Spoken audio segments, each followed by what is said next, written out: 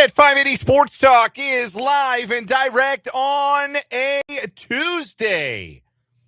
Welcome in. We're glad to be with you. It's going up for the next 2 hours here on the Sports Voice of Kansas, 580 WIBW FM 104.9, online at 580WIBW.com, and on our YouTube channel, 580 Sports Talk. However, wherever, whenever you're tuning in to the program today, we appreciate you being a part of the program. 580 Sports Talk on this Tuesday. My name is Dan Lucero. Brendan Sorsby is here. Spencer Dupuy will be along in the 4 o'clock hour. We are with you for the next 2 hours on this Tuesday, as we will once again make way early for some East Coast baseball with the Kansas City Royals. They are in Washington, D.C., game 2 of their 3-game series against the Nationals tonight.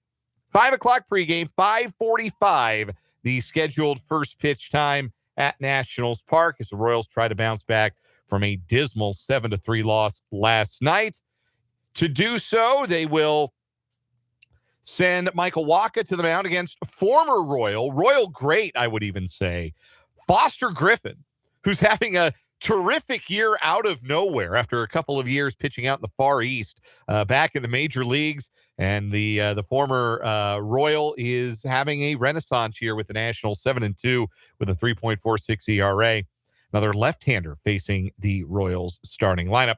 Again, pregame at 5, first pitch at 5:45 tonight here on 580 WIBW and FM 104.9. So we are only with you for 2 hours today, and there is plenty to get to over the course of these next 2 hours, including the end of the Brendan Sorsby story, at least as far as the Big 12 is concerned. Is this like Pitbull worthy? I don't know if it's Pitbull worthy. I mean, the whole thing is sad. Honestly, it's really depressing, honestly. Honestly, I'm not sure it's Pitbull worthy because I would have been totally happy to make this thing stretch, man. Training camp's not for another 2 weeks.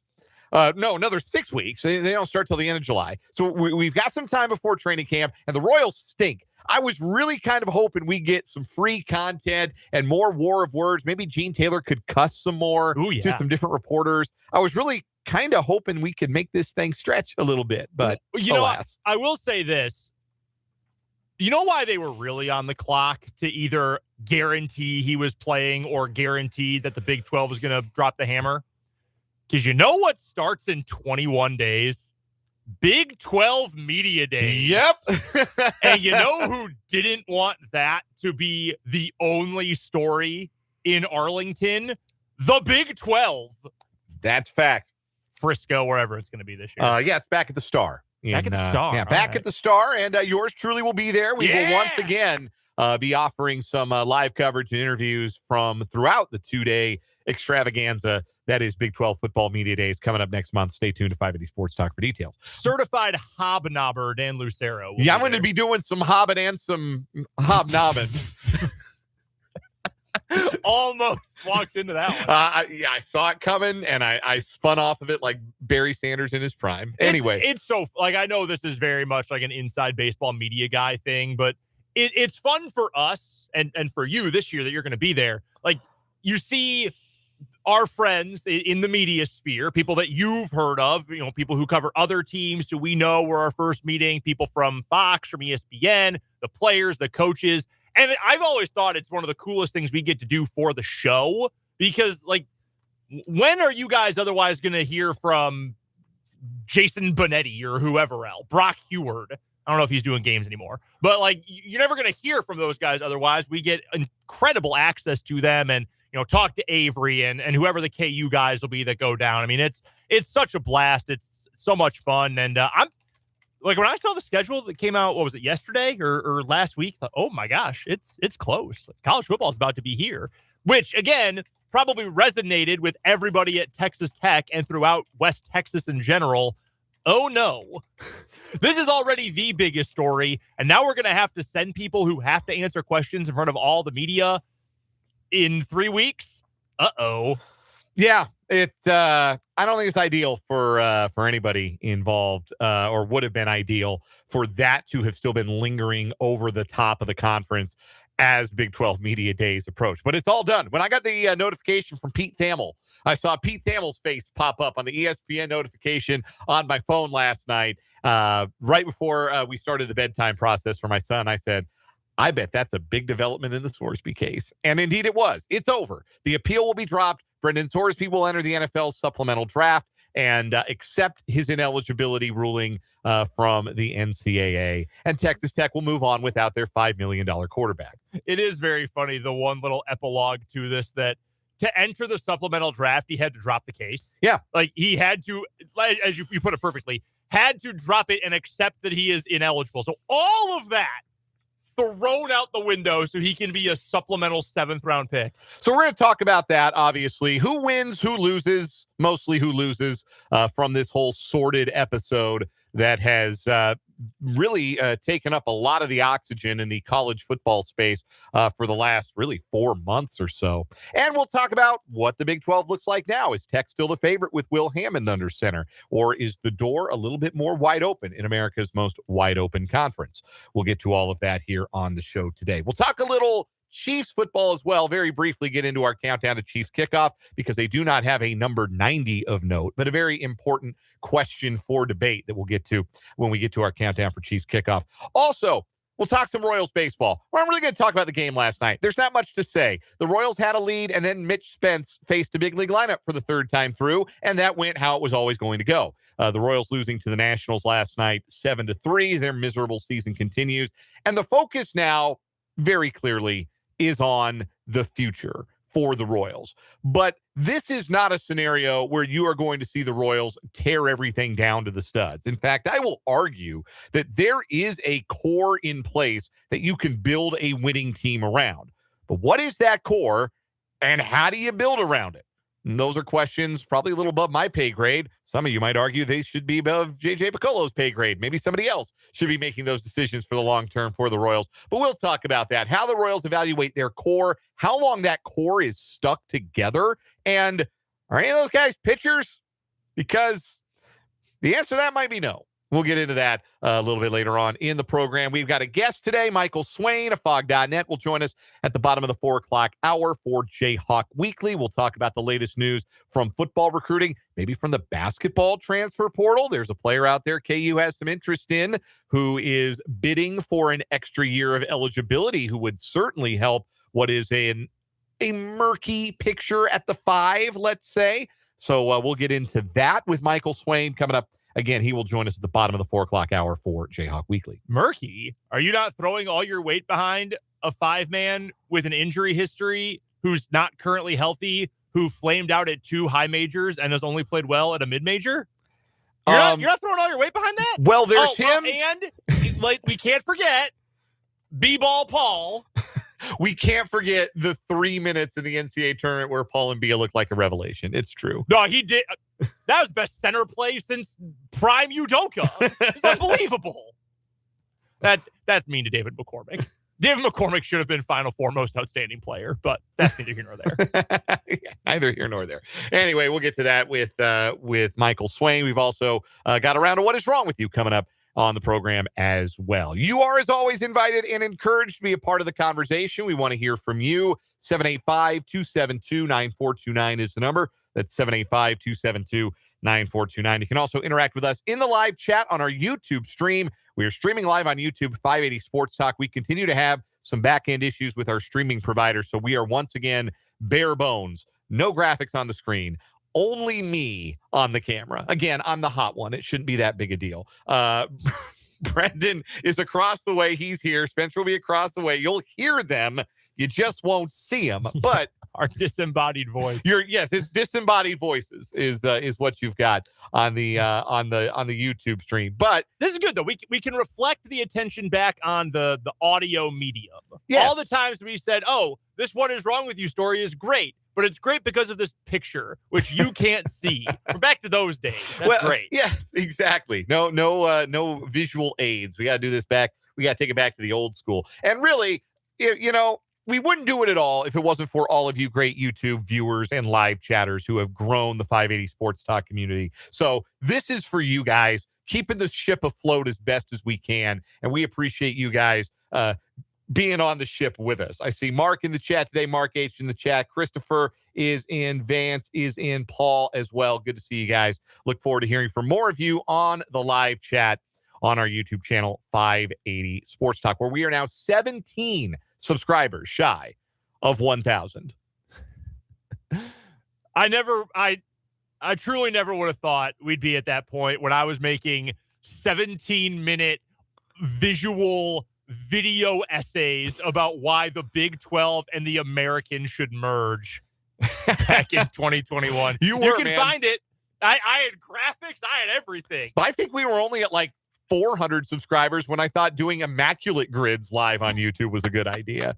And you know what? I was right. It is a good idea, and I should do those more often. I should do it every day. Yeah. You guys play Stat Pad with me every day, or 82-0. I just go live and play sports time waster games for like half an hour at lunch. I might be talking myself into an idea here. I just made myself sad thinking this. I'm not going to be there to share answers with anymore. You can jump on the live chat. That's true. Well, I can do that, but I'll have to be on the live chat to do it. Yeah, that's true. That's true. Anyway, I might be talking myself into some new video content. Now is a great time to subscribe to 580 Sports Talk. Who knows what we will come up with. 580 Sports Talk on YouTube. 785-272-9429 is the text line. In case you missed it last night, the Brendan Sorsby saga, say that 5 times fast, is over with. After the Big 12 filed a legal complaint in federal court on Monday morning that essentially didn't look for anything but the authority to enact its own rules and sanction Texas Tech, the Red Raiders holstered their pop guns and backed off and laid down their arms, and the fight is over. Brendan Sorsby and Texas Tech, as it was put, I believe, by forget who put it this way first. Brendan Sorsby and Texas Tech mutually agreed to part ways. What is effectively going to happen is that the lawsuit filed on behalf of Sorsby will be dropped. Sorsby will accept the NCAA's ruling of permanent ineligibility for having gambled on games involving his own team while he played at the University of Indiana.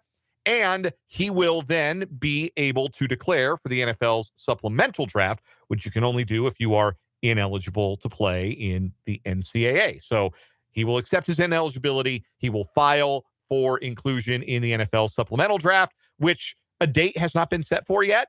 I would assume they will have one. He zooms to the top of my supplemental mock draft board. See, he's also last on my supplemental draft board, though. I guess it goes both ways.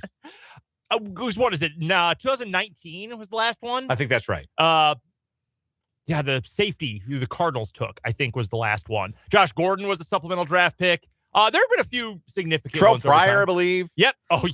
Oh yeah. Tattoo Gate. Yeah. Steve Walsh, I think, was a first-round supplemental pick. I believe you're correct about that. So, by the way, Pete Thamel of ESPN says he has a pro day set July 10th. Brendan Sorsby Pro Day at South Lake Carroll High School. Oh, wow. Not in Lubbock. Interesting. Anyway, so this is all over now.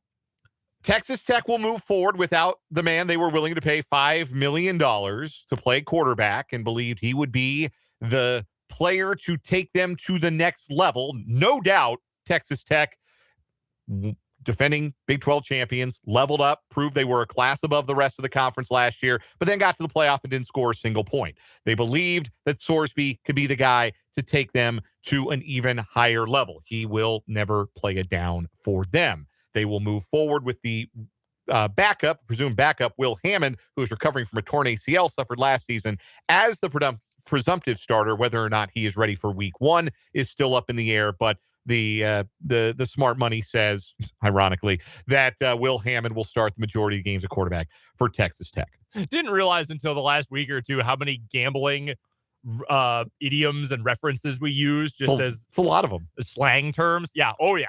A lot of them. So what did everybody get out of this? Like, as we sit here in the fallout, what did everybody get out of this? Who won? You know, your winners and losers of everything, right? The big winner. And again, I keep saying, I know that there is an element of overreaction to how the broader media reacted to this ruling when it came down last week. But I do not think it is hyperbole to say that the big winner is the credibility and integrity of sport. Because, again, this is the rule you cannot break. If you bet on your own team, you cannot be eligible to play. It is to the point, frankly, and this is a bigger picture conversation for whenever the supplemental draft gets closer, whenever they set a date for it. Is there going to be sanctioned by the NFL for Brendan Sorsby for having bet on his own team? How willing are NFL teams going to be to draft a guy with a known gambling problem? Worked out real great for the Colts and Art Schlichter. I know that's before your time. It's before mine too, Brendan. But I know the story. Yeah, everybody knows the story. Yep. So how willing is a team going to be to bring that player into their camp? But the rule held. The NCAA's ability to enforce the rule took a great big hit, but ultimately they got some help. Schools stood behind, the Big 12 in particular, stood behind the NCAA's enforcement of this rule as a necessity. This was not, as Texas Tech will try and paint it to be, an anti-Texas Tech crusade that the Big 12 or the NCAA was on. This was not anybody out to get Texas Tech. This was a fight to preserve a rule that must be kept in place for the sake of not just the NCAA, but competitive sport, the integrity of competitive sport. The fact that that rule held fast somehow, with a great deal of help and probably some inadvertent help from bumbling Texas AG Ken Paxton, the rule held. The red line held. That's the biggest win here. Even if it was clumsily held, a win is still a win on that front. Let me make a semantic argument to you. I think college sports won this more than the NCAA won this. Now, or in a different and better degree. And here's what I mean by that. The NCAA would love, which is crazy to say this, they would love congressional interference at this point. Like, desperately. Because they have no teeth. They can't really enforce anything. And in fact, they couldn't have even enforced this because of the original injunction in the Lubbock District Court. Right. They were hoping that they would win their appeal, but by the time their appeal was heard, and they did file a motion to hurry that process along, but the original appeal hearing was set for 2 weeks after the end of the college football playoff. And so at that point, doesn't matter if your ruling is withheld or upheld, because there's nobody who is an eligible college athlete any longer to apply it to. And given how long the playoff goes now, Texas Tech would have been eliminated for 4 weeks at that point. Right. So, it wouldn't have mattered. They want congressional help to give them back some level of power that they no longer have. The far reactionary side of this entire outcome would have been this did go to court. Possibly, if it goes all the way up the ladder, you get the big wigs in our U.S. government to enforce something, hand some power back to the NCAA in that regard. But since this never got to that point, the NCAA never quite got there. They never got, because if I hate to do the slippery slope thing, but well, shoot, we got this back. Maybe we can get more back, and we're going to get some of that power back that we've rightfully lost over the course of time. So their rule eventually was enforced. They still really don't have any teeth legally, and to a degree, the NCAA got bailed out by, and I'm going to leave the politics part out of it. I'm not getting into the Texas Senate race. Okay, I'm not. Objectively, Ken Paxton overplayed his hand. Screwed up. It was a very bad decision, and it played right into the Big 12's favor because, that's state level. What trumps the state level? The federal level. And you know where we can go now? There. You know where they don't want to go? There. And it gifted the Big 12 and college football a win here. That was the thing that screwed this all up, and it was, can I cut the big loser? Cody Campbell. You have burned so much money and campaign contributions. Again, objective. It's out there. That's not me being a conspiracy theorist. It's out there. It's documented. We know who he pals around with. We know who his buddies are. And he spent all that money to go get Brendan Sorsby and to put together all this campaign for all of his attempts to push forth legislation in Congress. and to grease the palms of politicians and at the very least to talk to some people in the legal sphere in Texas about this case and what would help Texas Tech. And he got jack nor squat out of it. And good. No one has become a bigger buffoon in maybe all of sports recently than Cody Campbell. I did not care when he was spending all his oil and investment money on players. I don't care. Sure.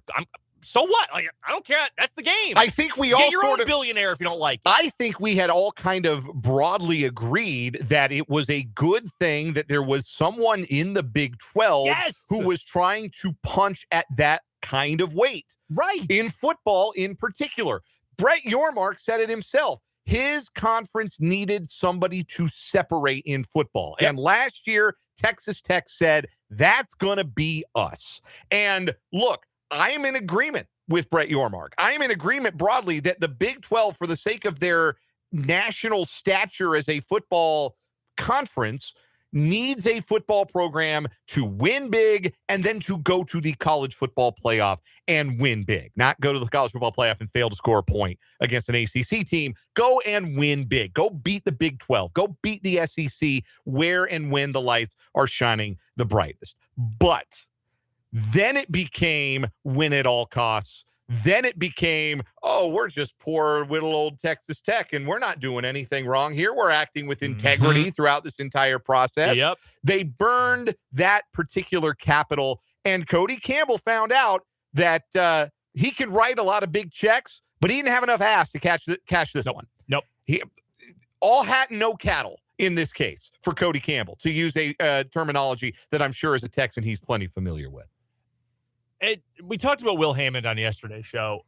Can I read you an excerpt of his offer list? This is not like Joe Blow from small town Texas who's just like, yeah, he's a walk-on who's been around, so he was maybe going to start. Here are some of his other offers. Auburn, Oregon, Penn State, Tennessee, Texas A&M. This was a 4-star recruit bordering on a 5-star out of Hutto, Texas. Will Hammond was legit. Now, he didn't play all that well last year. He got hurt. He was a kid. He was a freshman.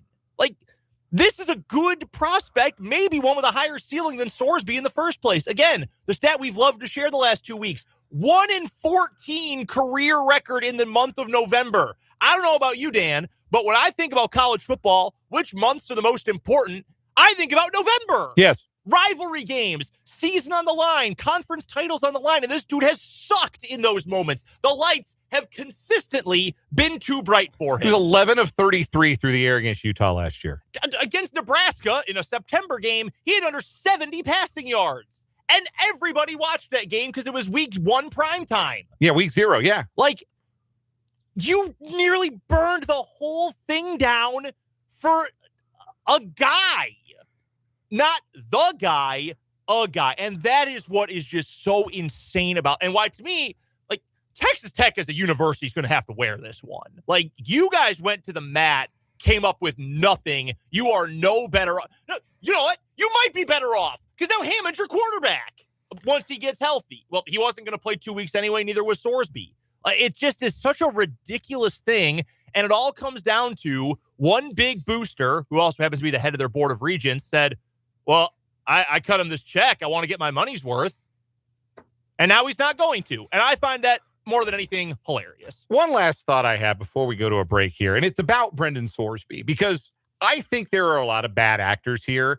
I don't think Brendan Sorsby is one of them. I don't think Brendan Sorsby is the bad guy. I think he got bad advice from people who were invested in him as a college football player, as the quarterback at Texas Tech. That was the level of investment they had in Brendan Sorsby. They looked at Brendan Sorsby and they did not see a young man with a very real problem. They saw an asset that they needed on the football field and gave him the advice and gave him the access to the lawyers and the defense that enabled him to sue and earn the injunction that he earned to maintain his eligibility, also that he could play football. None of this BS about he's got, we offer him structure and we offer him resources. No, Texas Tech never gave a damn about Brendan Sorsby on that level. They wanted him to play football for their team. That was the deal. They had paid him the money.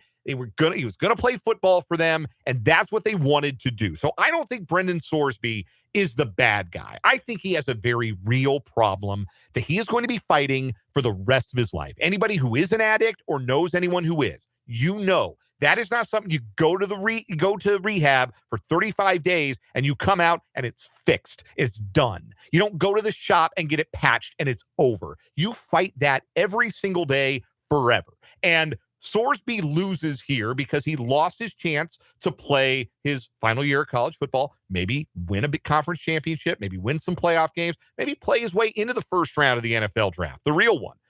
But you have to have consequences for actions that break the rules. There just have to be. And the thing that I hope for Sorsby the most is this. I hope that he finds a real support system for his mental health as he starts what will be the lifelong battle with the compulsion to gamble. And a support system that will be invested in him getting better, not because he's Brendan Sorsby, the football player, but because he's Brendan Sorsby, the person.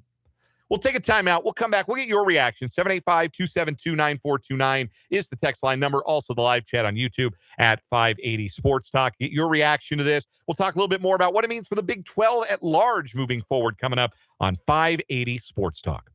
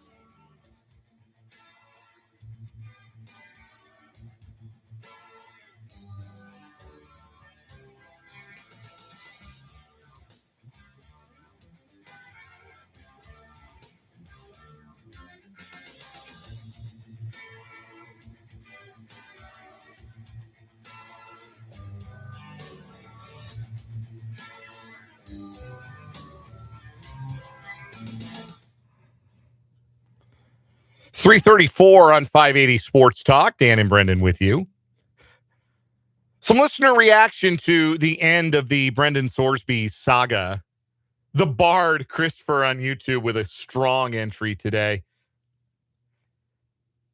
Brendan Sorsby, the gambling fool. He broke the most frowned upon rule. Texas Tech took him back, but they got so much flack, they said, you can't be at our school. That's so good, man. Really, really tremendous. Strong. Yeah, I mean, that's about the size of it. Texas Tech was willing to go to the mattresses until they weren't. And they weren't because the Big 12 had brought some legal action that they were probably going to win. And the door was open for them to be able to file that legal action and win on their grounds thanks to an overzealous attorney general. Can we offer one more quick group of winners? The attorneys general of Kansas, Oklahoma, and Utah. They got in just in time to claim some political wins. I'm sure the Iowa AG is like, darn, I was working on something. I need a new letterhead. If you're Ohio, like, this would have been great.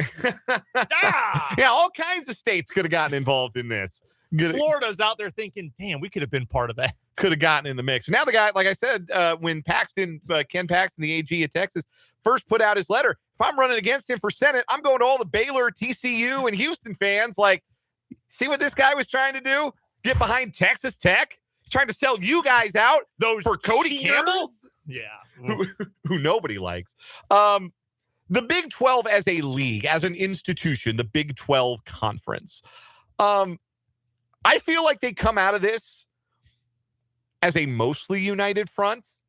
And I say that because I think they would have voted 15-0 to sanction Texas Tech. Yes. So I think this strengthens the conference-wide unity among the non-Texas Tech playing members. And eventually, I am hopeful, but I'm not optimistic, that Texas Tech will understand. Their fans will never understand. This is going to be a persecution complex that lasts for years and years for Texas Tech fans. But the Texas Tech University has to understand, look, this wasn't personal. If this had been any other school, it would have been the same exact reaction, and it would have been the same exact recourse we had looked to take, because this is the rule we have to protect. We have to protect it for our sake, for the NCAA's sake, for sports' sake. It had nothing to do with Texas Tech. It makes it a little bit easier for them to have their little persecution complex because they're new money. This whole story is so new money, it hurts. Oh, yeah. My last thought on this, because I don't think it's all Tech. Like, I know a handful of Tech fans, Tech grads, all of whom, the people I know, like, this sucks. Like, I don't want him. I won't get out. Most of the persecution complex is from dopes on X with usernames like I Throw Tortillas 1985. With 4 cactus emojis after or like Graham Harrell season on X. I've seen our buddy John Kurtz, who does all his Big 12 content on YouTube and Twitter. Love John's work covering the league. He said the vocal Tech fans coming after, like, this just means as soon as they can, Tech is out of the Big 12. For what? Where are you going? When the Super League comes, guys, you're clearly diehards, right? So you should know the history of Texas Tech athletics. What history? You're Tech. Like, I don't mean to be rude, but I kind of do. Like, you've never been anything. No. Like, you're not Alabama. You're not OU in Texas. You're not the Pac-12 schools that joined the Big Ten. You're Texas Tech. Like, before the big money influx, they were, in terms of Q rating, what, like 11th in the league? They're smaller brands than the Kansas schools. Yeah. Smaller brands than multiple Texas schools. You're Texas Tech. One league championship, and they thought they ruled the world. They thought they had all the stroke, and it turned out they had about as much stroke as points they scored in the Orange Bowl last year, which I'm going to keep bringing up all the way through. All of this, all the way through the preseason, all the way through till we start playing games again, that Texas Tech taught all this cash stuff about a season where, yes, they rolled through the Big 12, and they deserve a lot of credit for rolling through the Big 12. Like, they punked BYU twice, and BYU was clearly the second best team in the league last year, and Tech punked them twice. Tech made it look like they didn't belong on the field with them. Then they went to the playoff to go play the big boys, and they scored 0 points. They scored 0 points, and it never looked like they were going to score a single one. No. So, yeah, that's how far that one league championship really goes. A little too, another saying they ought to be familiar with in Texas. They got a little big for their britches. Brendan, you got to go. You're a short timer anyway, but you're a short timer today. You got to head out. Yeah, I've got an obligation, so I will see you guys coming up tomorrow. Countdown week continues. Yeah, we'll have a full show tomorrow, and then, of course, Brendan's farewell show on Thursday. We'll take a time out right here when we come back. So what does this mean, all of this, for Big 12 football in 2026? We'll discuss next here on 580 Sports Talk.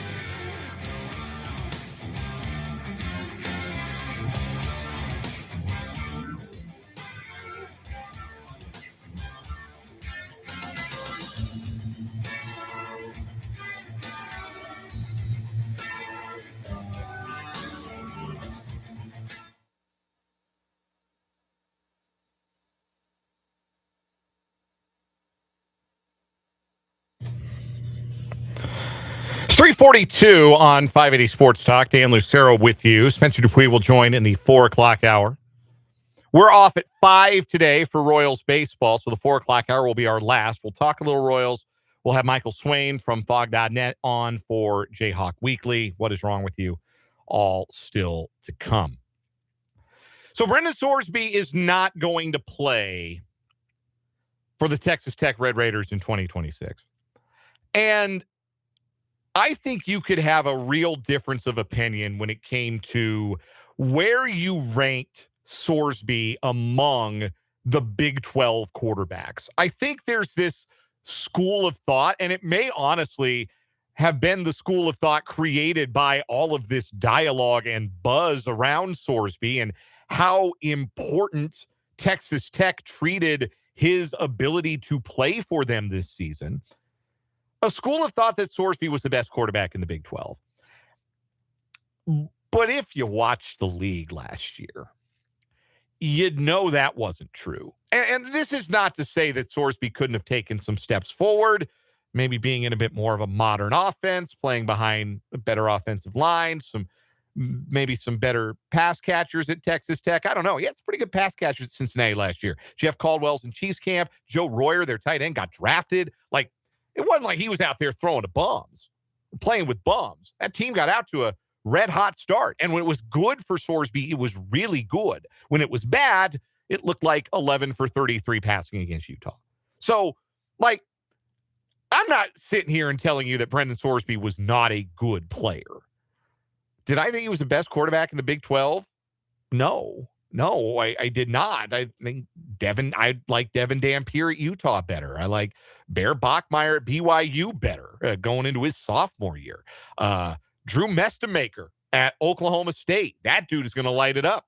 It's the same offense that his head coach was running at North Texas last year, was one of the best offenses in America. I think that's going to translate. I think Mestemaker is going to be really good. I think Avery Johnson is still really good.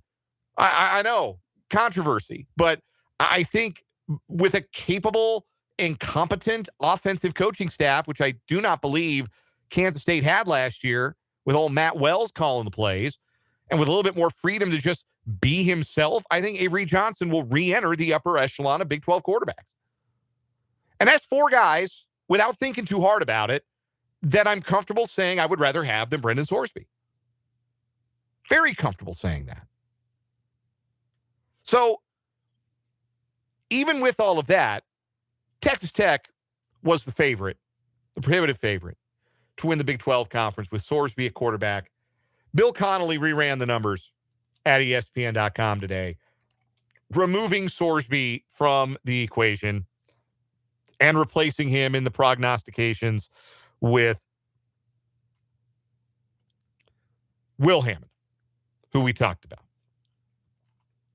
And the end result of the rerunning of the numbers was that Texas Tech remained the favorite in the Big 12. Maybe not as clear-cut as they were before, but they still remained the favorite. And that feels about right. The Texas Tech, their real supremacy last year in the conference really didn't have much to do with their quarterback.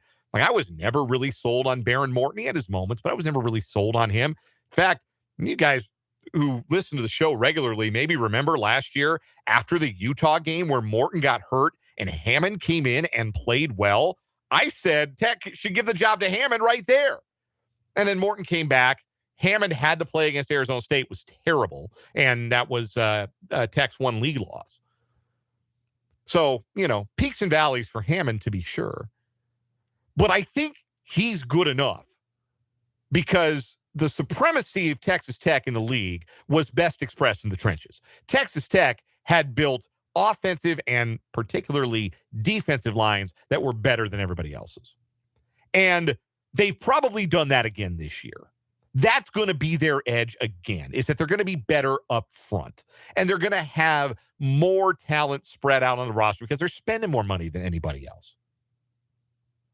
Now, of course, you get to the season. Some guys don't end up panning out the way you think on paper. Some guys aren't team fits. Some guys just have off years. Some guys get hurt. So it goes. But if you were of the mind that Texas Tech was going to win the league with Sorsby at quarterback, I don't think the downgrade from Sorsby to Hammond is enough to convince me that somebody else ought to be the favorite in the Big 12. I don't think it bumps BYU or Houston ahead. And those, I think, are the three best teams in the league coming in. Without the deepest possible dive into every possible number, I still think that's probably your top three in the Big 12. Bill Connolly agrees, for the record. Well, no, he's got Utah third, and actually Kansas State fourth. So I'm maybe higher on Houston than the math is, but they got a lot back, and I think Willie Fritz is a really, really good coach. But I still think Texas Tech remains the team to beat.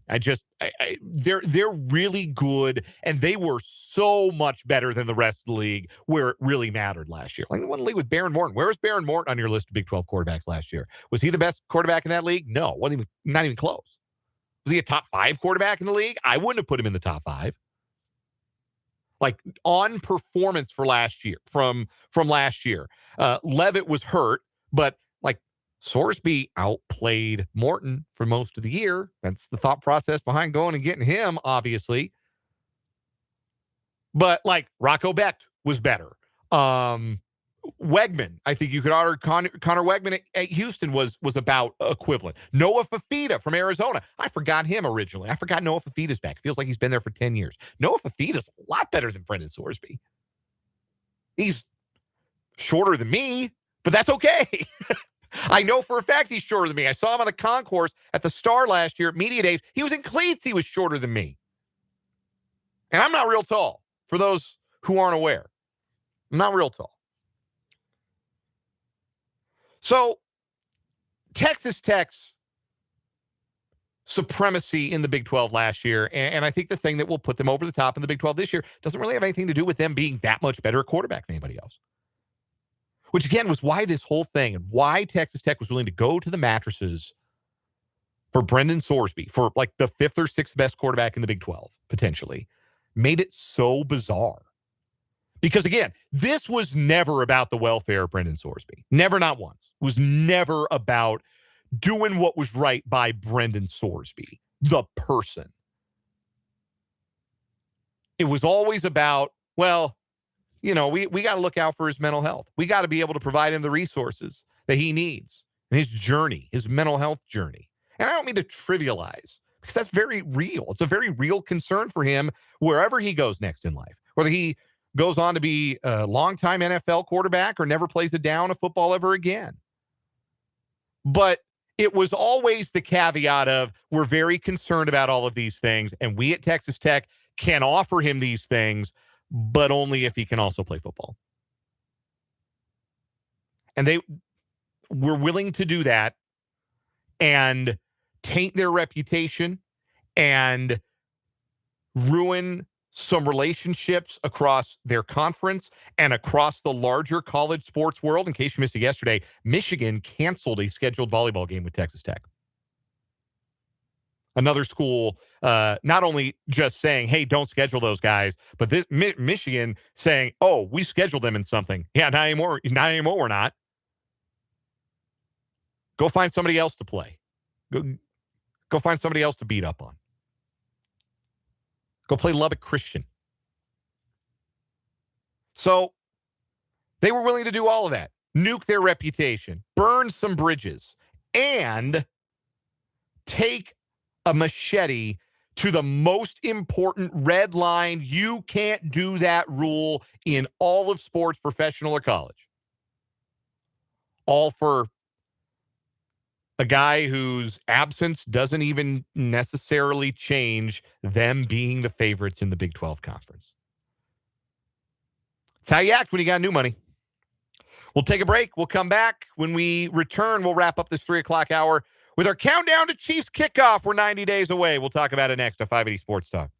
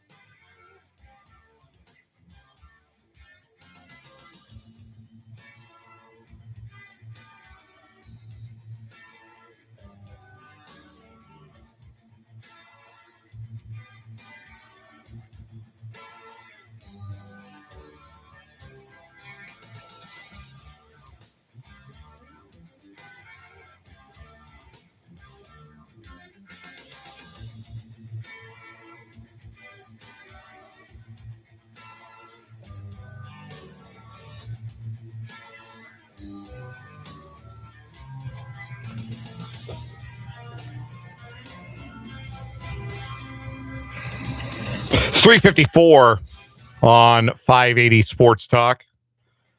No great big World Cup roundup today on the show. We don't have time for it, but France is leading Senegal 2-0. And later tonight, the eyes of the world turn to Kansas City, Argentina, and Rock Chalk, Algeria. Coming up tonight from Kansas City Stadium. That is an 8 o'clock start. The 5 o'clock game, Iraq and Norway. That one in Foxborough at, I guess that would be, is that going to be New England Stadium or Foxborough Stadium? That'd be a callback. I think there's a late game tonight, too, but I'll be darned if I can figure out what it is. Oh, Austria and Jordan kick off at 11 p.m. in Vancouver. Countdown to Chiefs kickoff. We are 90 days away from the Kansas City Chiefs opening the 2026 season against the Denver Broncos on a Monday night at Arrowhead Stadium. I almost called it Kansas City Stadium just for fun. I'm not going to do that. 90 days out from Chiefs kickoff. Number 90 on the Chiefs' current camp roster is Damon Payne. He is an undrafted free agent defensive tackle out of Michigan. I know I have a lot for you on Damon Payne, to be completely honest with you. Didn't watch a lot of Michigan football last year. I want to talk about another Chiefs number 90. I want to talk about Neil Smith because I want to ask this question. And I know that Neil Smith, having finished his career with the Denver Broncos, probably put a little bit of a stain on everything he accomplished with the Kansas City Chiefs. And I understand that. Fun fact about Neil Smith, as I understood it, he lived not far from where I lived when, or at least where I moved to when I was in 8th grade. That he lived in a different portion of the subdivision that we had moved to and where my parents still live. I remember somebody pointing out, oh, yeah, that's Neil Smith's house. Went, oh, really? It's not far from the Broncos training facility, so it would have made some sense. Anyway, neither here nor there. Neil Smith, the home run swing. Is that the greatest sack dance in Chiefs history? I'm asking sincerely. That's question of the day. 785-272-9429. Live chat on YouTube, 580 Sports Talk. Is the Neil Smith home run swing the best sack celebration in Chiefs history?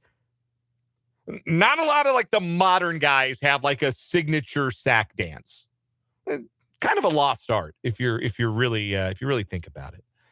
But does anybody ever have one better than Neil Smith's home run swing? Because I'm going to say no. I'm going to say I thought that was really cool. I thought it was a lot less cool when he did it as a Bronco, as I'm sure all of you felt the same. But I thought it was the best sack dance in Chiefs history. Am I right or am I right? 785-272-9429. If you can think of a better one, text it. Or drop it in the live chat on YouTube. I'm genuinely curious.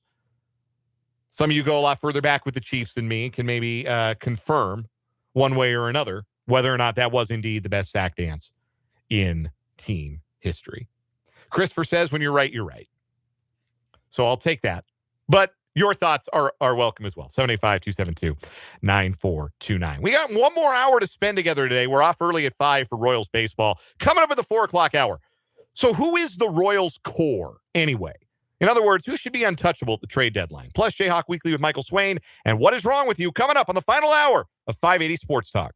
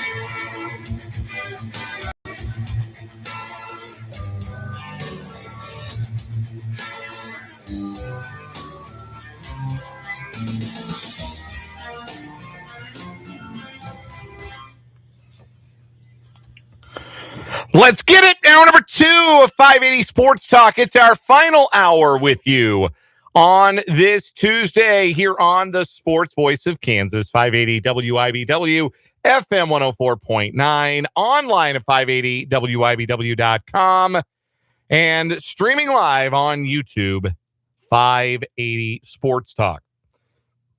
Dan Lucero, Spencer Dupuis with you, and if you're a regular listener to the program, you might be wondering, well, hey, they usually shout out the Facebook video. Why aren't they doing that? And if you're a regular video viewer to the program, you check us out on the YouTube, 580 Sports Talk. You might be wondering, hey, where are all those graphics? Where's Spencer? You said Spencer was here. I can't look at him. I want to look at Spencer. Disembodied voice Spencer is weird to me. What's that all about? What's going on? Well, short answer, having an issue with our streaming provider. So this is what we got for now. It's a way to keep the video chat going, the live chat on our YouTube channel, 580 Sports Talk. We're grateful for all of you who have built a community over there, and we didn't want to betray you guys while we tried to figure out an issue that is keeping us from doing the stream the way you've come to know us doing the video stream. So we're going to get back to that. I promise we're going to get back to that. But for now, this is what we got. So thanks for rocking with us over there on our YouTube channel, 580 Sports Talk. And where we're 17 subscribers away from 1,000. 17 subscribers shy from 1,000. Why don't you go subscribe to the YouTube channel today and get us one step closer to that incredible milestone. And we may have mentioned, okay, you mentioned at the top, watch us on the YouTube channel, 580 Sports Talk. Listen online, 580WIBW.com. Listen on terrestrial radio, the way people have been doing for close to 100 years at 580 AM. Or fewer years than that at FM 104.9. But you can also hear us now on the MSC Radio app. That's MSC Radio. Go download it on your iPhone or your Android or your tablet, whatever your mobile device of choice is. Go download that MSC Radio app and listen to us on the app. And soon, you'll be able to interact with us via the app, which will be a lot of fun. So go check out the app, MSC Radio. You can not only listen to us on that app, you can listen to our previous sister stations here in the building up on Huntoon Hill, as well as all of the MSC Radio Group stations that we have joined forces with, like a Northeast Kansas Radio Voltron over not only Northeast Kansas, Southeast Nebraska. We got a station up in Falls City, Nebraska. But also Topeka. Yes. 96.9 The Pulse. Right. That's now our sister station. Yes, it is. So, yes, it's 10 stations that you can listen to crystal clear. No 3.5 minutes of ads before you get to what you really want to listen to. Just punch us up on your phone. MSC Radio app. Search MSC Radio in the Google Store or the App Store and download the app, and you can listen to us, take us wherever you go every day. What's better than that? Again, that's the MSC Radio app. You can interact with us, as I mentioned, on the YouTube live chat, 580 Sports Talk, also on the text line, 785-272-9429. Threw a question of the day out before the break because it's 90 days outside of Chiefs kickoff. We're 90 days away from Chiefs kickoff, and the Chiefs don't have a very notable number 90 on their current roster. Undrafted defensive tackle Damon Payne, not going to probably make the roster. When I think number 90 for the Chiefs, I think Neil Smith. That is how old I am. I am that many years old. When I think number 90, I think Neil Smith. Maybe your kids might think Charles Omenihu, but I think about Neil Smith. Anyway, my question of the day was Neil Smith's sack celebration the best one in Chiefs history? 4 different texters from the 785 all reached out and said, you know, another one was good. Jared Allen's. And I was thinking if I heard any dissenting voices, it was going to be in regards to Jared Allen's calf roping sack celebration. And that got me to thinking even more. And thank you to all of you folks from the 785. Again, there are 4 different texters who said Jared Allen. My other thought is, how many other distinct sack celebrations are there in the NFL anymore? Who's still got a sack dance? I'm trying to think, honest to goodness, who's got the thing they do when they get a sack? And I come up empty. Maybe I don't watch enough as much football as I used to. That's definitely what has happened. I'm the father of a 2-year-old. I watch the Chiefs and maybe the primetime game if I'm lucky, and the Seahawk game if I'm lucky, if it's on TV. And that's about it. But mostly and predominantly, I watch the Chiefs. And the Chiefs don't hardly sack the quarterback anymore, so we don't get to see any of their sack dances anymore these days. That's kind of frustrating. But nobody has that thing that they do. The last player that I can think of that had a real, that's their dance, that's their thing. The way the home run swing was Neil Smith's thing, and the way the calf roping was Jared Allen's thing. Michael Bennett did the gyrating the hips. Michael Bennett, former Eagle, Seahawk, briefly, I think a Patriot, also a Buccaneer. He did the kind of the hip shimmy a little bit. And one time they asked him why he didn't do, we've all seen the Key and Peele sketch, one more thrust and I'm going to throw the flag. And they asked Michael Bennett about that one time. And he said, yeah, I don't go too far with it because 2 pumps is a flag and 3 pumps is a baby. God bless Michael Bennett. One of my absolute favorite NFL players of all time. Black Santa. Shout out to him. Anyway, but nobody has, Spencer, can you think of one? Is there currently no? Yeah. I'm thinking a sack dance. I'm thinking of BJ Raji. Yeah, BJ Raji had the discount double check. Yeah. Yeah, because he was in the commercials. With Aaron. Yeah. Yeah. Yeah, he was in the commercials with Aaron Rodgers, the State Farm commercials. But that was a thing he did because he was getting paid to do it.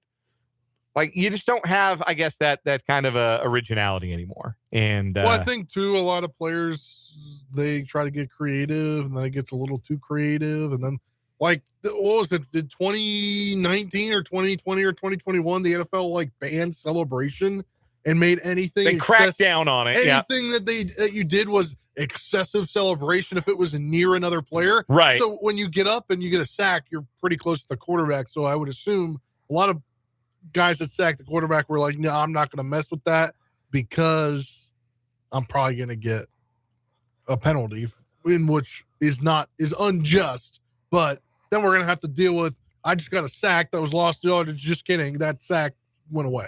What would your sack dance be? I would do the running on your shoulder bit that Homer Simpson did in that one episode where he was the union president. On you're on the floor, you're on the ground, and you just run kind of sideways, in a big circle. When you're running, you're spinning on your shoulder, basically. That's what I would do if I got a sack. I would spin on my shoulder. Yeah, I don't know what I would do. I honestly don't know. Maybe I'd be like Cash Money Homie or something. The Shador? Yeah. Yeah, that's because every sack, that's going to give me more money in my next contract. That's true. The money thing, yeah. Or the Johnny Manziel, the Money Manziel, the steal from Money Manziel. Yeah, you can do that. Yeah, I forgot I'm not on camera, so I'm not. Yeah, showing nobody but you. Nobody can see you but me. That's fine. I can describe. I can do play by play. I have to do it anyway. The vast majority of our listeners, lest we forget, are still listening on the radio. Yeah. So we do have to do a little play-by-play on if we're describing anything. Anyhow, again, the text line 785-272-9429. Texter from the 785 said, I would do the Macarena every time I got a sack. Very elaborate. I think I still remember how to do the Macarena. That still rings off at weddings. Yeah. Improbably, all these years later. Macarena's got to be 30 years old by now. I think it was a 1995 thing, 95, 96. It's got to be about 30 years old. And I think it might have been older than that. No. It was definitely mid-90s. I definitely put it mid-90s because it was like I'm starting to go to middle school dance, maybe 97. 97. I'm going to guess 97. Final answer. Let's see. Are you Googling or are you trying to figure it out? I am. So the song was originally recorded in 1993. Peaked on the Billboard Hot 100 in late 1995. The dance craze became the cultural phenomenon late 1996, early 1997. So I'm going to give myself partial credit. All right. Well, I wasn't born yet. So. No. But you still did it at the middle school dances, right? Yeah. Middle school dances, the homecoming. Yeah. Yeah, man. Still rings off. It will for years and years. Anyhow. Coming up this hour on 580 Sports Talk, Jayhawk Weekly with Michael Swain, Fog.net, part of the 24/7 Sports Network. Plenty to talk about with Michael Swain coming up in about 20 minutes or so. We got another round of What Is Wrong With You as well.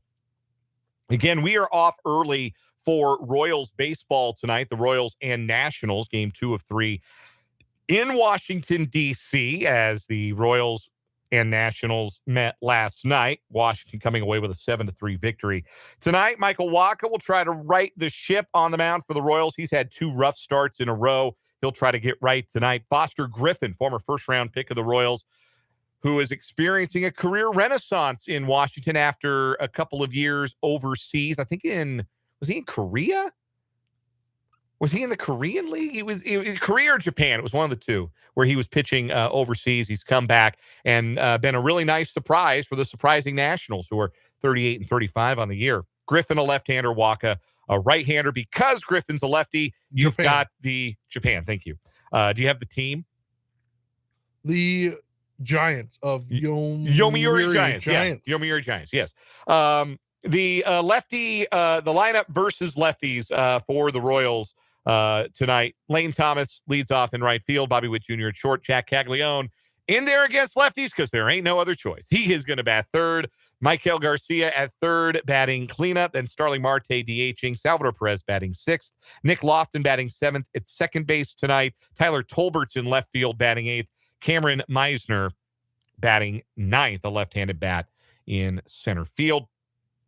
Michael Wacha will contend with the Nationals lineup featuring James Wood in right field, Luis Garcia at first base, Curtis Mead, the Aussie, at third, C.J. Abrams hitting cleanup at shortstop, Dylan Cruz, who had the big home run last night, in left field. Dalen Lyle is the DH, another left-handed bat. Jacob Young in center field, Drew Millis doing the catching, and National League stolen base leader, I believe, Nasim Nunez, batting ninth at second base. You didn't know I knew that much about the Washington Nationals. Did you, Spencer Dupuis? No. I'm encroaching on your turf. You really are. You're our Nationals insider around here, and I'm taking your corner. Yeah. Anyhow, that's coming up tonight. 5:00 pregame, and again a 5:45 first pitch. Tomorrow's game starts at 12:05 Central Time, so we'll be on following Royals baseball. We might be short a little bit. Maybe it'll rain and we'll be short a lot, but we're planning on being on for the full 3 hours tomorrow. We'll be with you until 6, one way or another. But I had this thought about the Royals last night because we have officially reached the point of the season where it doesn't do a whole lot of good to break down what went on in a game. Like how Mitch Spence performs in a starting role doesn't really impact the future and, frankly, the present of the Kansas City Royals. There's not a lot to be said about a Mitch Spence start or a Beck Way relief outing. So, moving forward for the Royals. But those are pretty good from Beck Way. No, yeah. Way's been good his last 2 times now. It was really bad in that one outing in Minnesota, almost blew the game, but his last 2 outings been pretty promising. So, yeah, we'll see what happens there. But as the Royals move forward in a world where they are going to be sellers in 2026. Who comprises the core of this baseball team? Who are the guys that when JJ Piccolo takes a phone call, he's going to say, let me stop you right there. If you're asking about so-and-so, we're not trading him. We're not at all interested in trading this player. There is nothing you could offer me short of Shohei Ohtani that would make me say yes to a trade of this player. I identified 4 guys, and it's probably pretty obvious who the 4 guys who comprise the Royals core ought to be considered, because not only are they good players, they are also young players, and they are also under team control for an extended period of time. Bobby Witt Jr. and Michael Garcia are both under contract through at least 2030. Bobby Witt Jr.'s contract goes a lot longer than that if he wants it to, but the first of his opt-outs follow the 2030 season. So that's your left side of the infield. That's 2 Gold Glovers. That's maybe the best player in the American League. Those guys locked in the next 4 seasons. They're going to be at Kauffman Stadium, or, well, they'll still be playing at the K in 2030. So that's where they're going to be. The other 2 guys are the young guys, Jack Caglione and Carter Jensen, both of whom are under team control through the 2031 season, thanks to the arbitration process. And we'll see if maybe that gets upended in a new collective bargaining agreement this offseason. I have my doubts. I think it will probably stay just about the same. Cags, officially the Royals' second best hitter. He has become that here over the last little while. He's now up to 274 with his batting average, 791 with his OPS. He's having a real super year, and I think there's more home runs to come for him. Only has 8 on the season. No Royal has more than 9, but I think there are more home runs coming for Caglione this summer, and he is rounding into being the kind of player, at least at this stage in his career, that we all thought he was going to be. Stardom is within reach for Jack Caglione. Carter Jensen's been a little different, lot more ebb than flow, particularly lately for Jensen, but you could tell that he's a guy the Royals really like. They like his plate approach. They wouldn't have batted him leadoff if they didn't think he had a good plate approach. His numbers have dipped recently. His defense behind the plate has not been as good as hoped this season, but he's also a 22-year-old in his first full major league season. I'm willing to give him some grace on both sides of the ball. Learning how to be a big league catcher is really hard. And development of catchers as offensive forces is often a little bit slower than it is for players at other positions. So I'm not as fussed about Jensen sitting with a 675 OPS 67 games into what is effectively his rookie season. I think that number can go up. I think his defense will improve. He had good defensive marks in the minor leagues. He's a guy. I don't know that he's a star. I don't know that he's a future all-star, but he's a guy I think you can feel really comfortable plugging in at a premium position for not premium money through 2031. That's a pretty strong core. Like, you want to be good up the middle, right? Like, some things never change in baseball. You want to be solid up the middle. Center field, don't know what that's going to look like long-term for the Royals. They don't really have a long-term answer, I don't even think, in their organization right now. But shortstop and catcher, you feel like they've got long-term answers. It's also probably the top 4 batters in the best version of the Royals lineup. In some form or fashion, you want to get those 4 guys, especially right now with Vinny Pasquantino injured. Those 4 guys should be taking the most at-bats.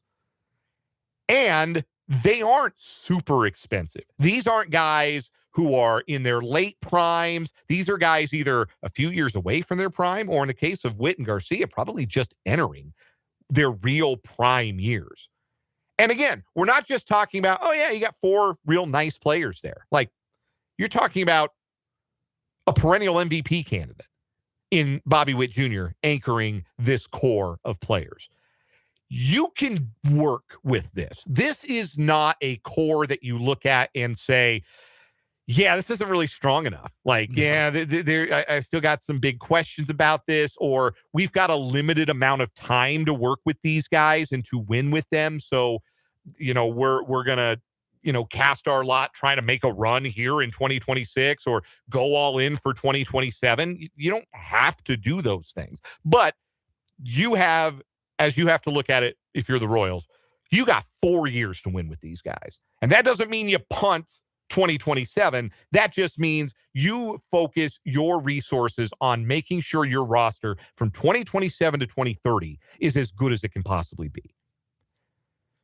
That's the good news, as I think you've got a workable, not even a workable, I think you've got a very good, maybe even an enviable position player core. Like, you talk about the outlook for who are your 4 best position players over the next 4 seasons in the American League Central. Like, what are the other teams saying? If you're Cleveland, Travis Bazzana, Jose Ramirez getting close to the end. Like, who else? Steven Kwan's taking a big step back this year.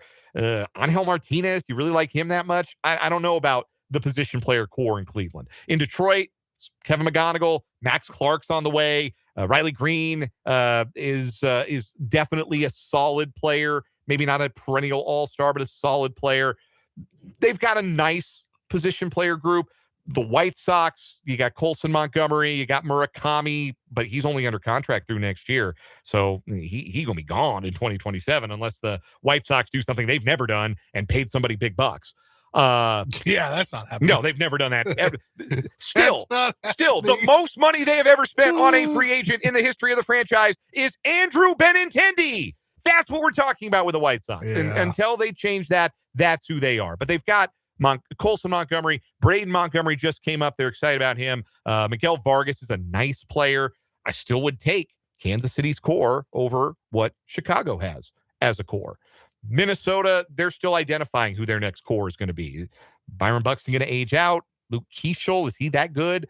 And then you've got Kansas City. I think Kansas City stands in a really good spot relative to their divisional competition when it comes to their position player core. But there's also pitching. There's one starting pitcher on the team right now under the age of 25, and that's Luinder Avila, and I still think he's probably a reliever.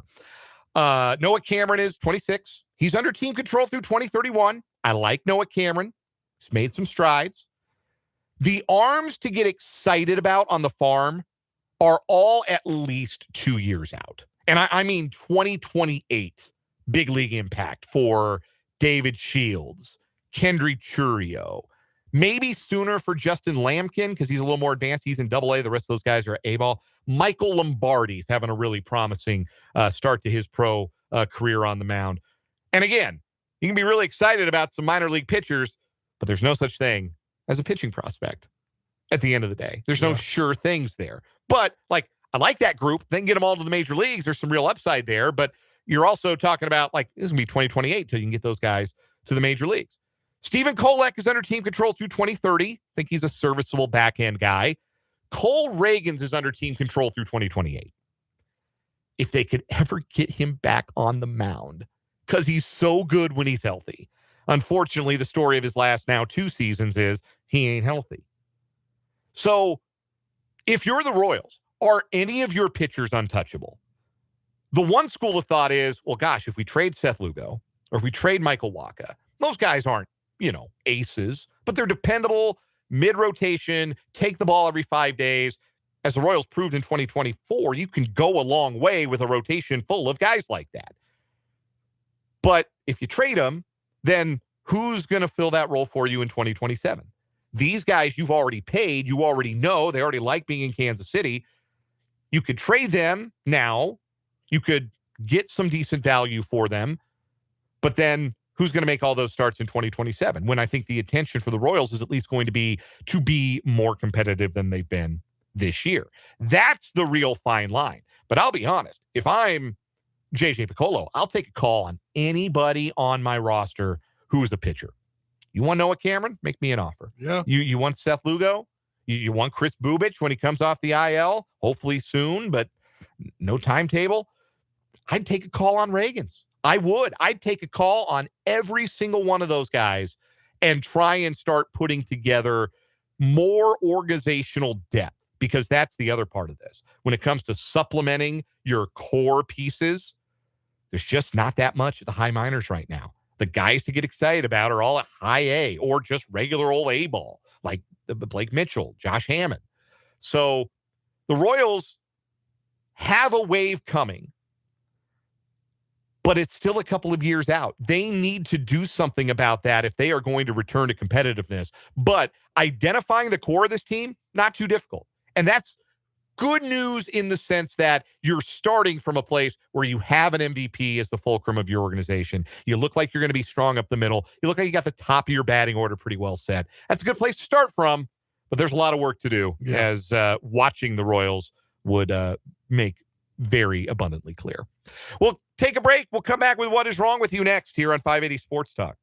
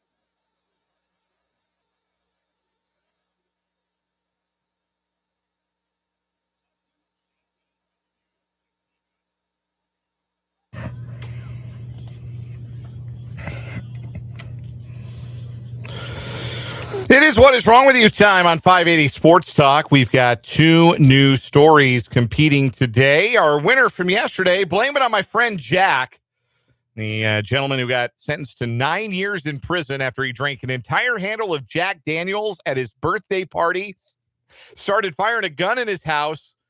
His family members called 911. They sent a helicopter, and he shot at the helicopter. Jeez. So, blame it on the alcohol for sure. He'll have 9 years in jail to think all about that. Two new stories today. Spencer, why don't you go first? Yeah, we're going to go to Florida. Basically, this is a very long story. I'm just going to read you the takeaways here. Two young men were working on a go-kart in a neighbor's garage. They were threatened with knives by a 60-year-old man after they revved the engine, leading to his arrest on 2 counts of aggravated assault with a deadly weapon. The incident escalated from a noise complaint to a confrontation involving a chef's knife and a meat cleaver style blade, with witnesses reporting the man throwing a lawn chair and making explicit threats towards the boys. The man now faces felony charges in a court process. Basically the dude was just going crazy because they were revving the engine trying to test out the new carburetor in their go-kart. Huh. That's all they were trying to do. Just see if it worked. And he said he was going to bust their heads. Yeah. Crazy man. Threw a lawn chair across the driveway, armed himself with a chef's knife and a meat cleaver style blade. Yes. Carter acknowledged grabbing the first thing he could find. Deputies say he also told them he was so angry he might have grabbed a wrench if one had been within reach.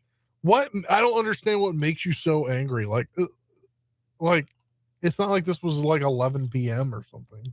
Yeah, it doesn't seem like it. Yeah, I don't know. That feels like an overreaction to be Very sure. much so.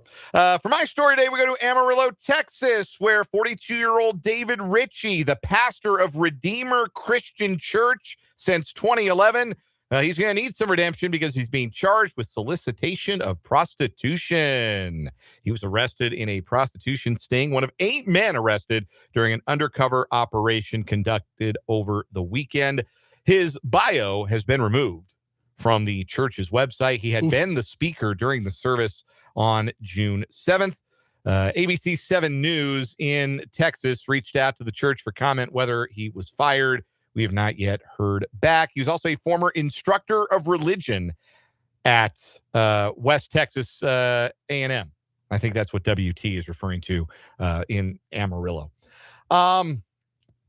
We have a lot of do as I say, not as I do stories that pop up on What Is Wrong With You, and this most certainly is one of them.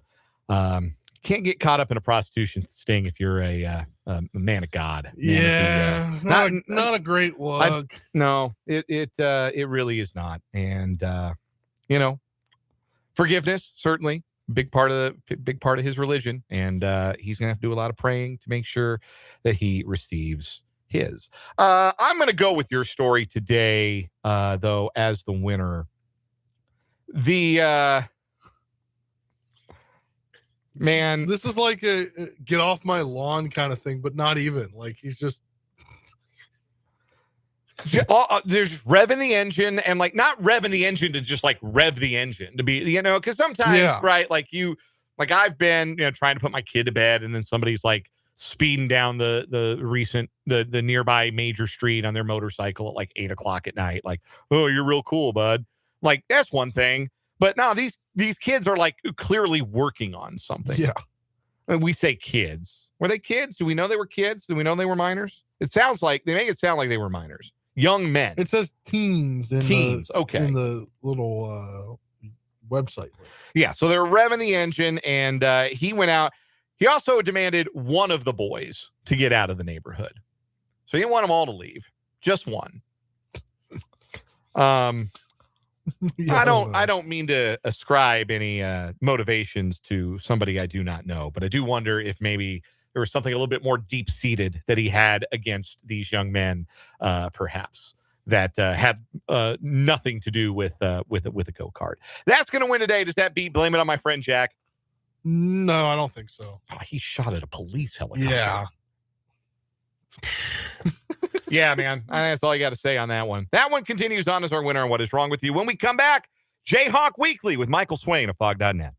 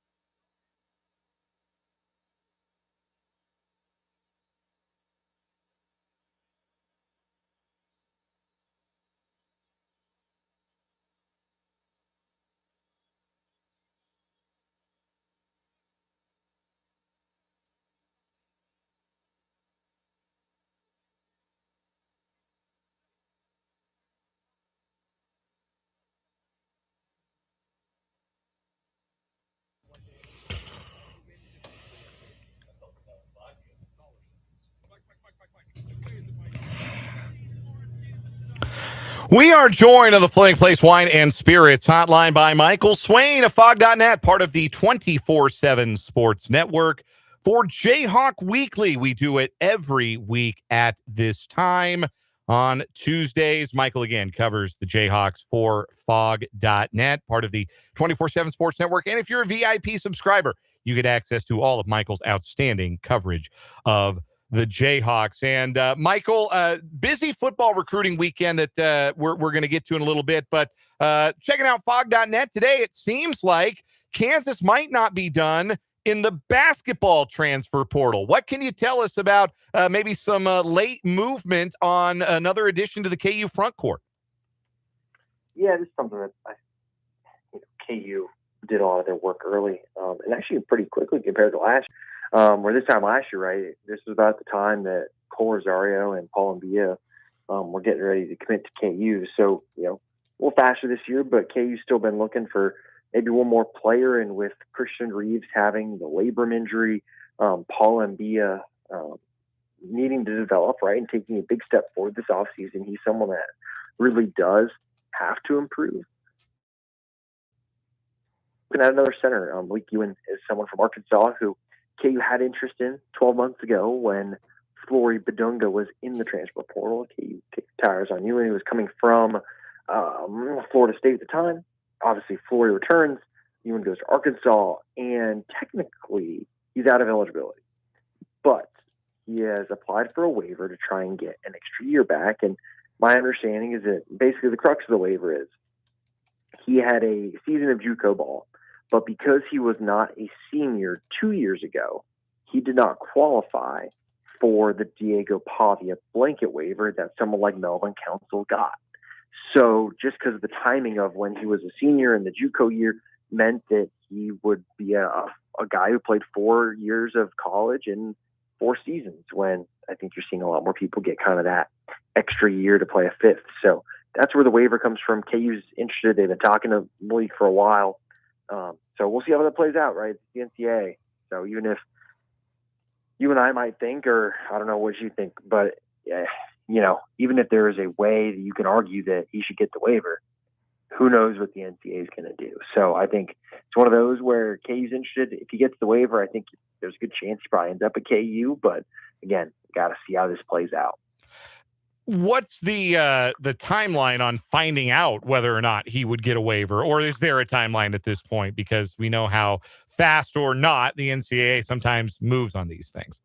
Yeah, I don't know a specific timetable. What I can say is that they take their time, and we've seen it in the past, right? Diggy Coit got his waiver in late July to play the next season for KU. So it's just one of those where they take their sweet time, and there's really not necessarily always a precedent for just because this person's decision was made means that another one's coming down the pipeline. Like, it's one of those where I've kind of got my ear to the ground right now. I don't think anything is like imminent in the next 24, 48 hours, but it's one of those where I think it might take a little bit longer than that. So if Malik Ewan were to become a Kansas Jayhawk, would you like him to be the starting center? Do you think he'd have an advantage on the depth chart over guys like Reeves and Mbia, or would it be, kind of a distinction without a difference as far as who starts, because maybe all three could provide the same or different enough skill sets that they could almost be used interchangeably? Yeah, I look, let me put it like this. Only one of the three is consistently produced in a high major, conference setting, and that's Malik Ewan. So I think he would be your best center, obviously starting all that stuff. Like, yeah, probably. I think he would be, even if he doesn't.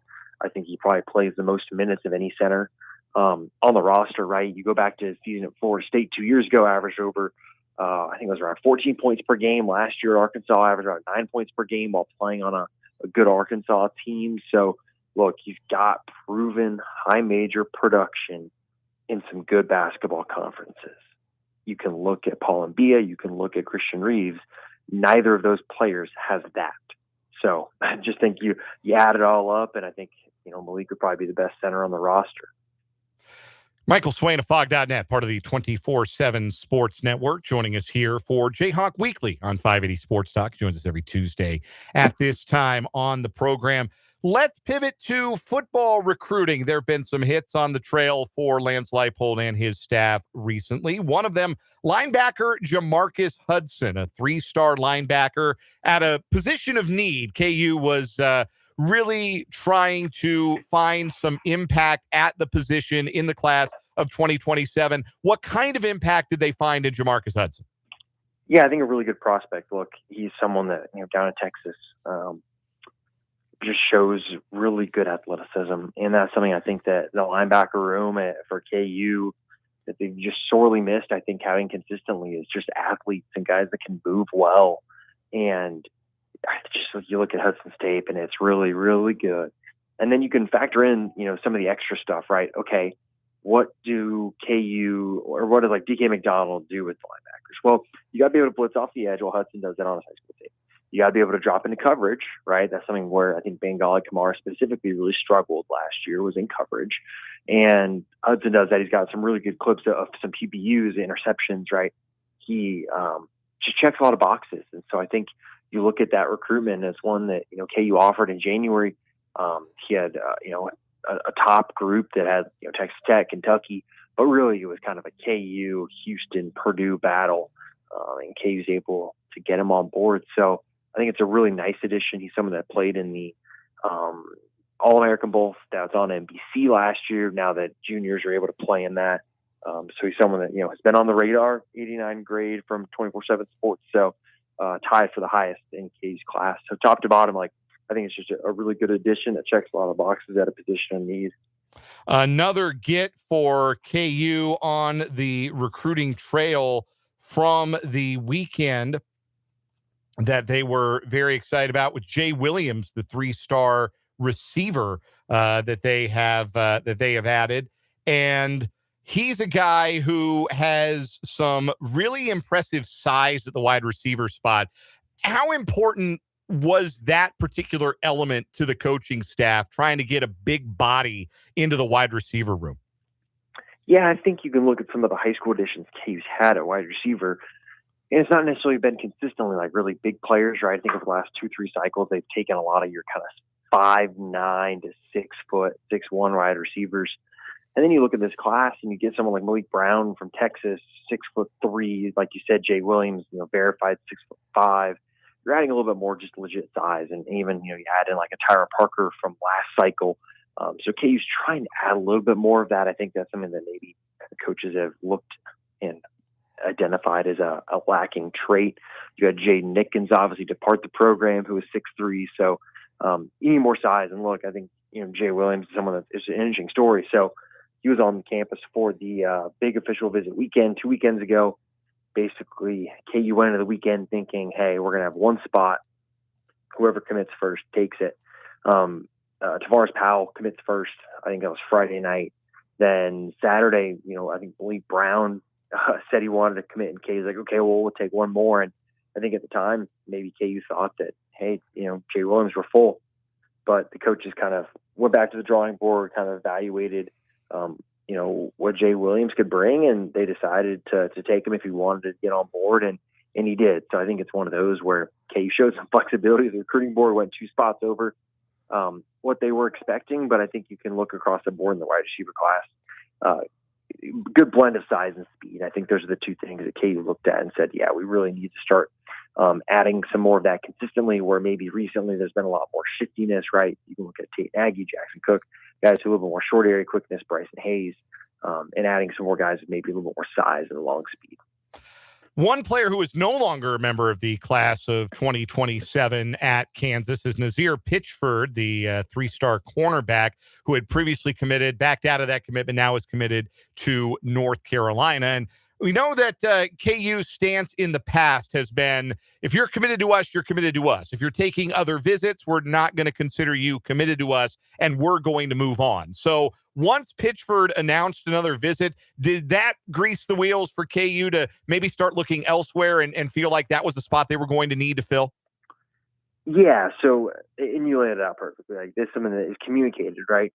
When players go to commit, And when KU tries to get commits, that's a conversation that's had with Lane Flapple. Look, this is an engagement. If you're engaged to someone, you aren't going on dates with other people. Right. And that is made very clear. And so I think that KU expected that Pitchford committed, and so he was not going to take the North Carolina visit. I think when they were made aware that the North Carolina visit was going to happen, I think they reiterated that to him that, hey, if you take the visit, you're not going to be part of the class. And he decided to take the visit, which is well within his right. And so KU's pivoted now. They've got a guy on campus right now who will, I'd say, probably be on commit watch. It's one of those where KU's got a good relationship with him, and his father actually played for Rob Ianello back in the day. So Ianello used to be the wide receivers coach in Arizona. Northcutt's dad played wide receiver at Arizona for Ianello. So one of those where you got a long-standing relationship there. And so, yeah, I think Dylan will be someone to watch in the coming days and see if he feels at home at KU. And if he does, that would probably be the last high school spot. We're joined by Michael Swain of Fog.net and 24/7 Sports here on 580 WIBW via the Fleming Place Wine and Spirits hotline. And Michael, late last week, it was announced that Mason Cook, Ryan Ritter, and Tyson Owens were all going to run it back for another year with Dan Fitzgerald at KU. And then last night, Brady Bollinger, Dominic Vagley, and Tyson LeBlanc all get invites to the MLB draft, the combine coming up. They're all juniors with another year of eligibility left. How's the 2027 roster shaping up with kind of maybe a little bit less time for them to hit the portal when it comes to the recruiting side of things? Sure. Yeah. I think, well, in terms of, roster retention, they've done a great job so far in getting some of these key guys to come back. And that's something that you look at what baseball is turning into right now, with the way that the SEC in particular has just generally year over year, right? A lot more expendable income, if you will. And some of these athletic departments, they're going to spend a little bit more money on baseball. So you're seeing a lot more of these SEC teams spend a little bit more NIL, right? Not even revenue sharing, like cap, like outside NIL. And so KU is trying to keep pace as much as they can. And the fact that they've been able to retain some of these guys early is such a huge start, because I'm a big believer in this stuff with rosters has momentum, right? If you got some of your best players saying they are going to stick around and they say it quickly, I think that sends a message to other guys on the team. And I think you've seen maybe sometimes in the past when there are more exits that happen early, maybe some other guys start looking around and saying, oh, we got some guys who are leaving. Should I leave? What should I do? And so I think getting some of these guys to announce it early and just say they're coming back, I think KU's going to have a good shot at another really good year next year. And you got to see how some of these other evaluations go that they've had this spring. But, man, just the history shows us that they're going to have some good hits for some of these guys are adding. So I think overall it's been a really strong start for Dan Fitzgerald. Michael Swain covers the Kansas Jayhawks at Fog.net, part of the 24/7 Sports Network. Become a VIP subscriber today to get all of Michael's inside info as football recruiting and now apparently basketball transfer portal recruiting continues. Michael joins us every Tuesday on the Fleming Place Wine and Spirits hotline. Michael, it is always a pleasure. We'll do it again next week. Awesome. Sounds great. Talk to you guys next week. That is my name. We'll step aside for a break, come back, and wrap things up with the final word on 580 Sports Talk.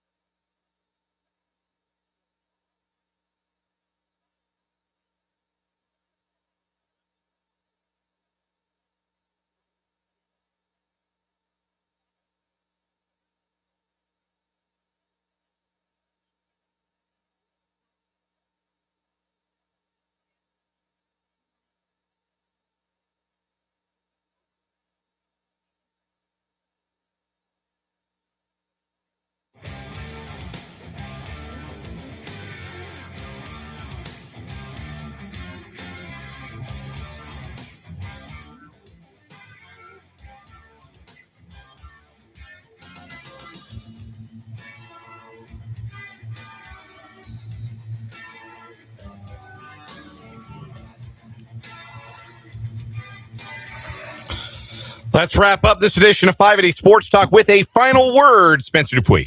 Yeah, it was weird watching my favorite team kind of beat up on the Royals yesterday, because when I first came here, the Royals were the team on the up and up, and my team was still in the bitter start of a whole new rebuild. So it was really weird that the Nats are the team that now are in playoff position if the season ended today, and the Royals are way down there.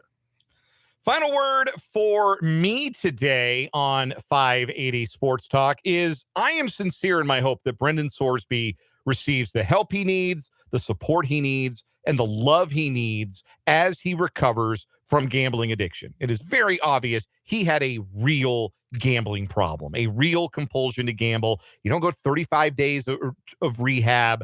You're not betting on Korean baseball or every single pitch of a game if you don't have a bit of a problem. He had a big problem, and I hope that he is able to get the help that he needs. And I hope that the people who provide him that have more interest in him as a person than as a football player. He is no longer Texas Tech's pawn. We will see which NFL team chooses to employ him in the upcoming supplemental draft. But for Brendan Sorsby, the happy ending is every day he goes without placing a bet. That's what I'm rooting for him at the end of this story.